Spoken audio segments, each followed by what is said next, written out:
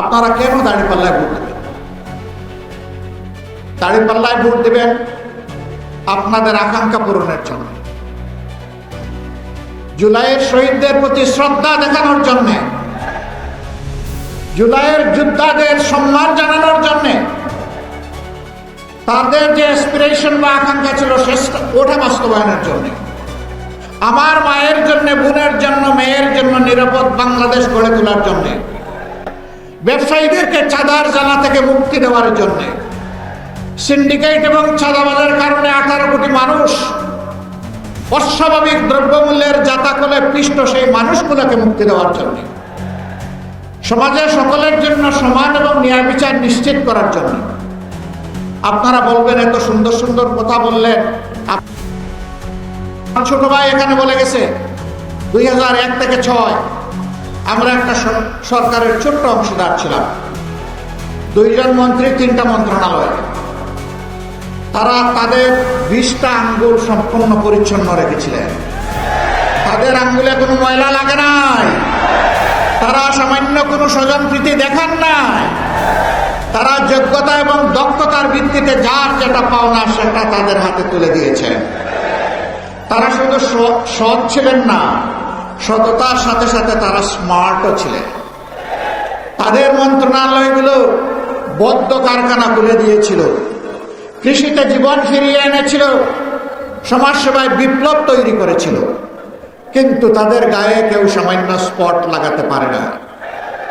সেই 2 জন যে মানুষগুলো তৈরি করে গিয়েছেন, সেই মানুষগুলো আজকে আপনাদের সামনে হাজির। এই মানুষগুলোর পর সামাজিক দায়িত্ব আসলে আল্লাহকে ভয় করে মানুষের বুটের এবং আমানতের মর্যাদা, এই ঋণ পরিশোধ করার জন্যই তারা 5টি বৎসর লাগাতার কাজ করে যাবে ইনশাআল্লাহ। দ্বিতীয় প্রমাণ, মজলুম দল আরেকটি বাংলাদেশ জামাতে ইসলামের মতো নাই, যে যত চিৎকার দেখ লাভ হবে না। এই একটি দল যার ক্রমান্বয়ে 9 জন 11 জন শীর্ষ নেতাকে খুন করা হয়েছে, 5 জনকে দেওয়া হয়েছে মিথ্যা মামলায় ফাঁসি, বাকিদেরকে মৃত্যুর দিকে ঠেলে দেওয়া হয়েছে জেলের ভিতরে। সবগুলো অফিস 13.5 বছর বন্ধ। অনেকে অনুমতি নিয়ে, ফ্যাসিস্টদের অনুমতি নিয়ে অনেক মিটিং রেলি করেছেন। আমরা অনুমতি চাইও নি। আমাদের সঙ্গত অবস্থায়, মজলুম থাকা অবস্থায় যেখানে অন্যায় হয়েছে সেখানেই প্রতিবাদ করেছি যতটুকু পারি। ফ্যাসিস্টের কিসের আবার? ওদেরকে তোয়াজ করবো কেন? এরপরে দেশে যখনই কোনো দুর্যোগ নেমে এসেছে, ওই মজলুম থাকা অবস্থায় সবার আগে দৌড়ে আমরা হাজির হয়েছি।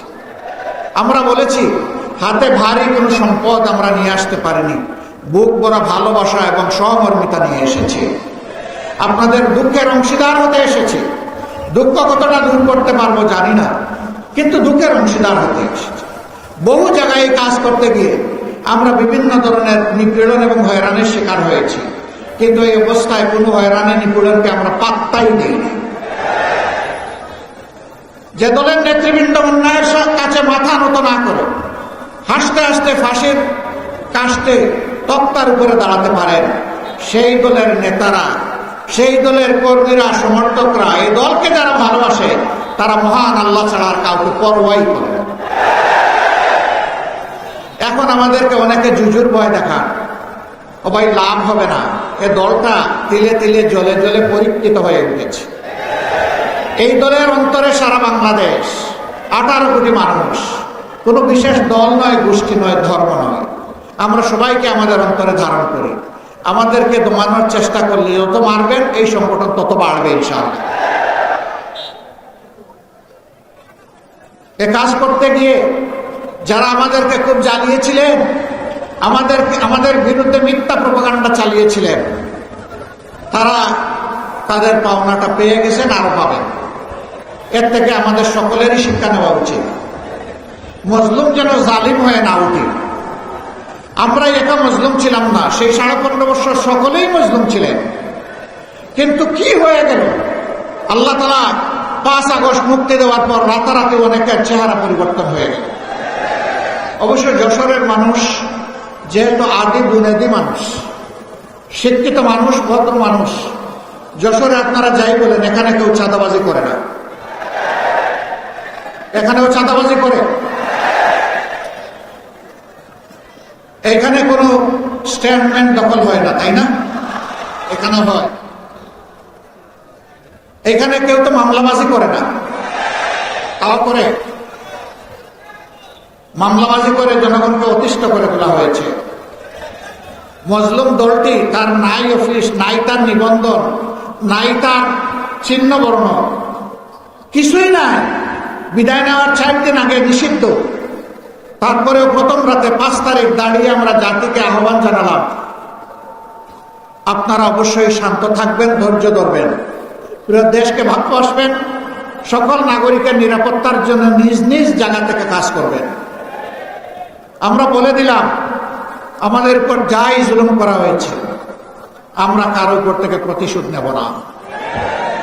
আমরা আমাদের সহকর্মীকে বলে দিলাম, আইনের প্রতিকার চাওয়ার, বিচার চাওয়ার অধিকার আছে, পাওয়ার অধিকার আছে। তবে আমরা স্পষ্ট ভাষায় বলে দিচ্ছি যে সাবধান, একজন মানুষকেও মিথ্যা অভিযোগে আপনার মামলার অন্তর্ভুক্ত করবেন না।